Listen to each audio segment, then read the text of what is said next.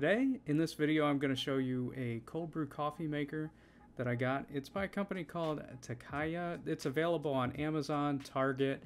I bought it right off the Takeya website because they had a 2-pack available there at a discounted rate. I think I even piled on like a 10% off coupon. But anyhow, I bought this with my own money, so this is not an advertised video. So let me show you this thing and we can decide if it's good or if it's crap. But first, why cold brew anyhow? Cold brew is going to be less acidic, and I've always had kind of trouble with that, so it's better on my tummy. Plus, who doesn't love cold coffee? I love iced coffee. Making coffee in this thing, it doesn't have to be super complicated.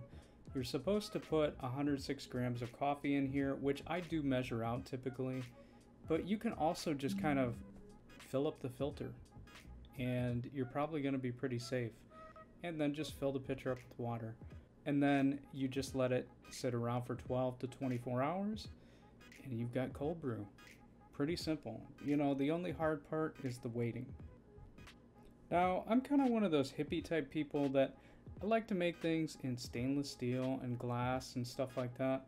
So I wasn't too sure about it being plastic, but after I broke my other glass coffee pot, I was like, plastic is a pretty clear and easy choice for me. So to answer the question, is the Takeya coffee pot good or crap? It is pretty good, and I love the coffee it makes. Hey, thanks for watching.